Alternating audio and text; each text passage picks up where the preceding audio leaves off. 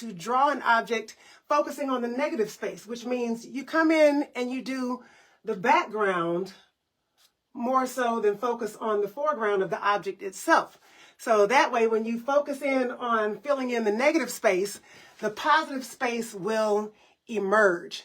So what I can do, I'm using charcoal on this side. For my drawing class, I use a lot of charcoal. You can use HB pencils, 6B pencils, B pencils and H pencils, or you can use charcoal. So I'm using a soft compressed charcoal. They come in sticks like this.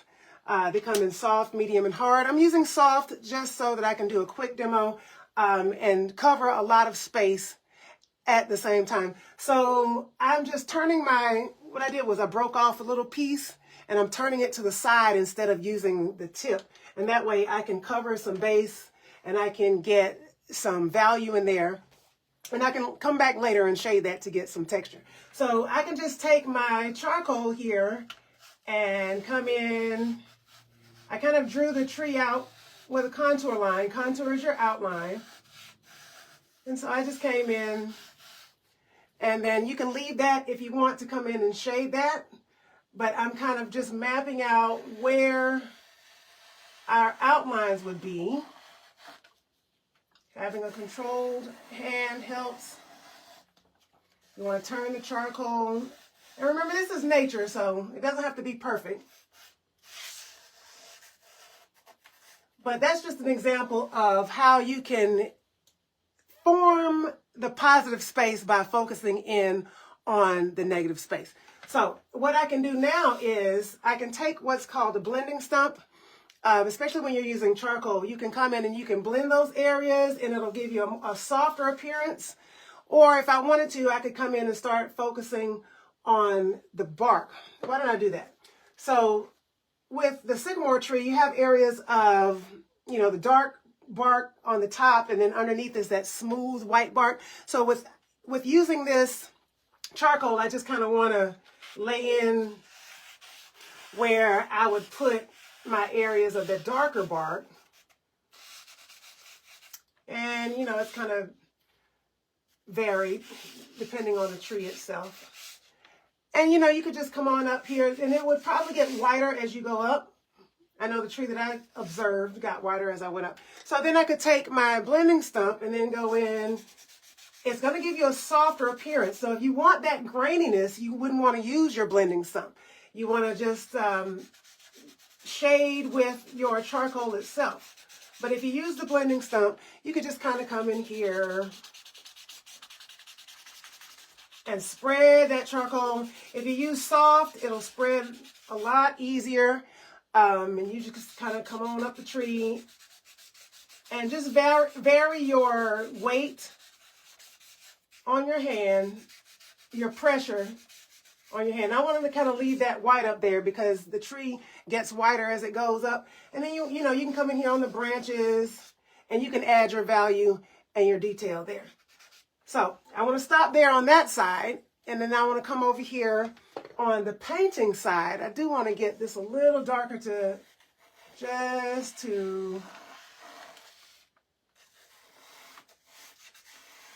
emphasize that negative space. I don't want you to get lost from the tree and the background. Same here.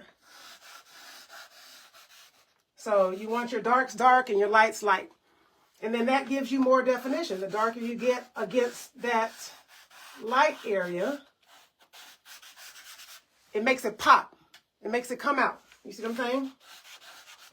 Okay, so let's go to our painting side. So this side for our painting, obviously we're going to focus on color, one of the elements of art. So I have already put out here, I did a watercolor wash just to start myself off. I'm going to do water base on water base. So I did a watercolor wash, but on top of that, I'm just going to take a big brush, and I've got some acrylics here. So I'm using some phthalo green, cadmium yellow light, maybe a little bit of cadmium orange, I'm not sure yet. Maybe some raw umber and some white.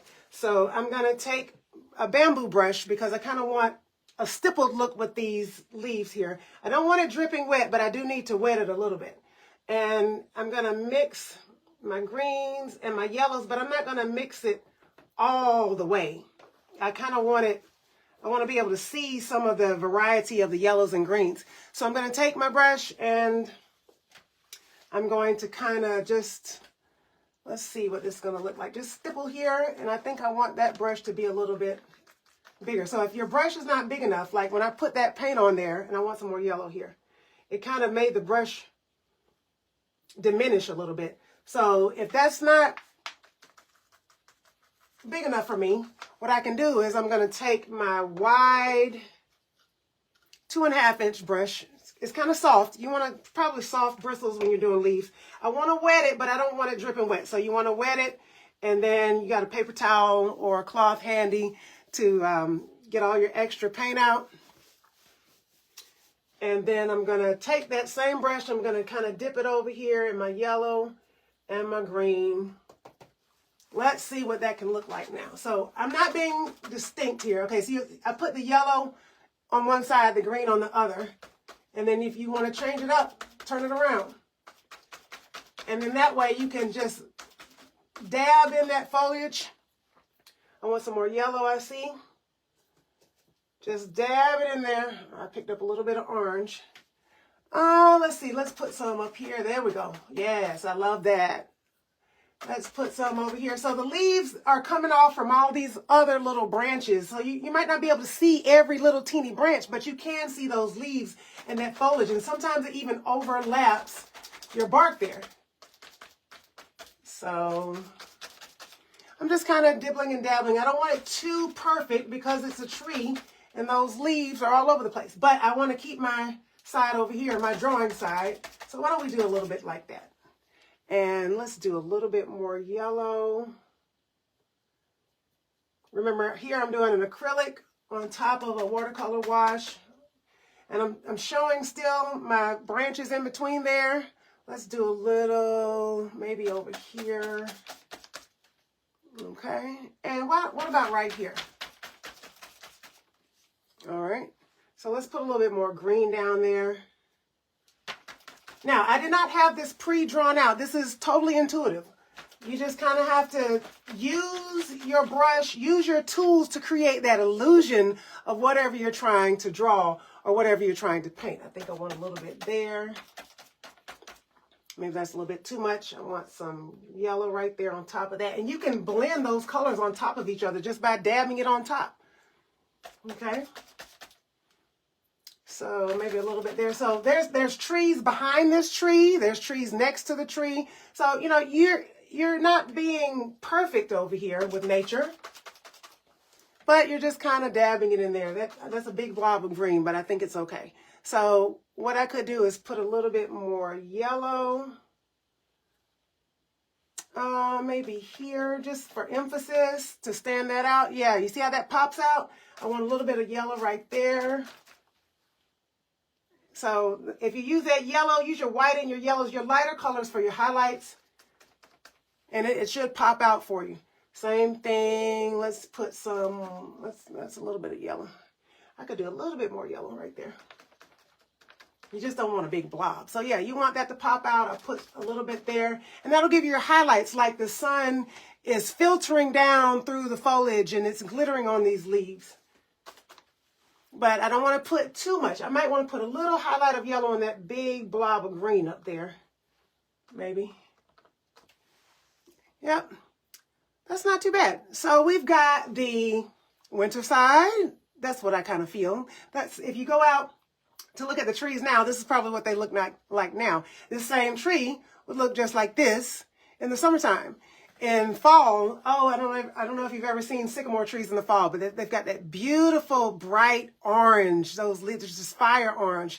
So wonderful. So I just want to come in here. I think maybe I could come in on the top. I could take some of this green and put a little bit of that up there at the top where that canopy is very thick. So why don't I put just a little bit up there? I don't want to make a line though. I don't want to do that. You can always go back if it's too dark going across. You can just add a little bit of, I don't know, orange, or a little bit of that brown in there, or a little bit of that white. So why don't I take some of that yellow and stick that in there, because I got two green.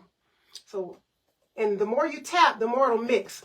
So if you don't want it to mix perfectly, just take that yellow, load it on that brush, and just tap it on there.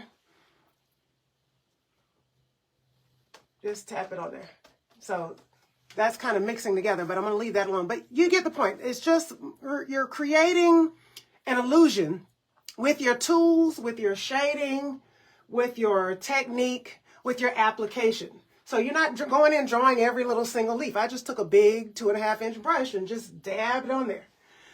So that's my demonstration for you today. I hope you've enjoyed this. This is my drawing and painting demo all in one.